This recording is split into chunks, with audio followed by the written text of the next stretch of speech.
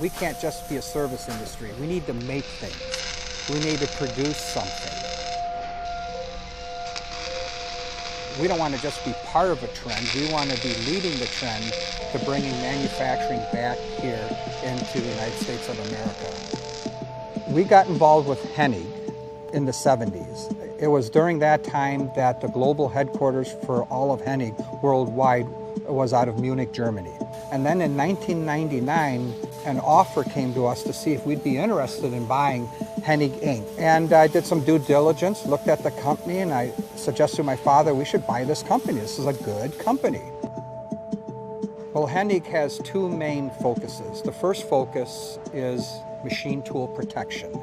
Machinery that traverses back and forth needs to be covered with some type of sheet metal or some type of fabric covering to protect the machine from debris, contaminants, chips, but also to protect the operators from injury. And so our primary products are telescoping way covers.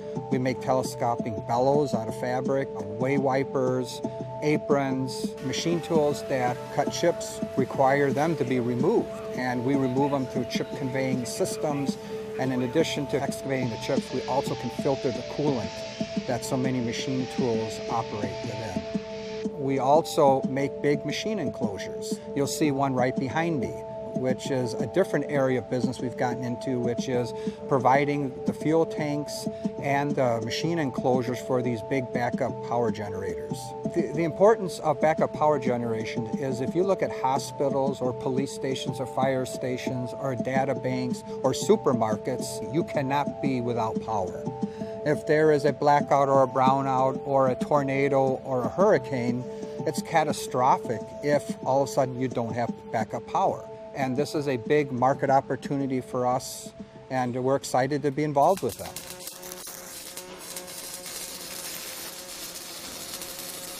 These are large fuel tanks for backup power generation. And we make them in three sizes: big, bigger, and huge. We get the kit from the folding machine. Comes in several pieces. We assemble them with baffles, sides, ends until you get a fuel tank. And then we pressure test them, and we put them under vacuum to make sure they are absolutely leak-proof. Well, the key for us to compete in a global arena is we have to really focus on eliminating waste. That's probably the primary objective of lean enterprise, lean manufacturing. And we look at the entire process, womb to tomb, cradle to grave. What can we do to eliminate waste? What things are we doing right now that really isn't adding value? Because if it doesn't add value, don't do it. Our customers are not willing to pay for non-value added activities. In pretty much every industrialized area, we have a presence. And that's critical because many of our customers are global and they are looking for global suppliers. So if they have a facility in North America, we can produce right here out of Rockford for the North American market. Brazil, we produce out of Brazil. In Europe, out of our 3 facilities in Europe. That helps us tremendously because we can provide sales and service support as well as manufacturing support for those particular geographic regions.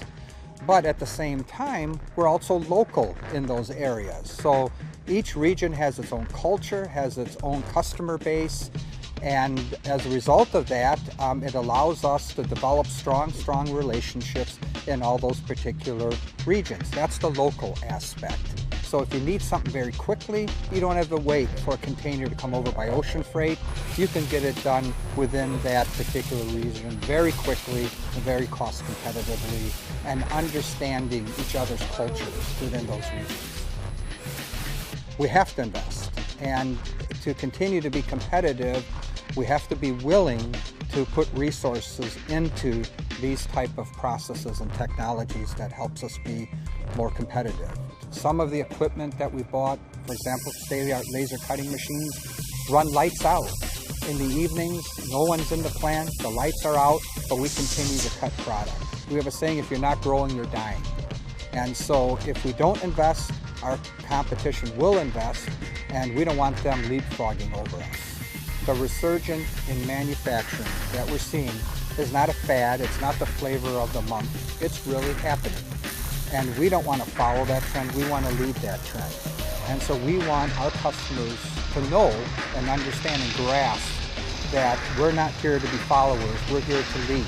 And we want to lead together with you, with our customers, with our suppliers, with our other stakeholders, where we're producing, we're making something, we're creating jobs, we're giving opportunities for people here in this country to support their families and to give them an opportunity for a better life.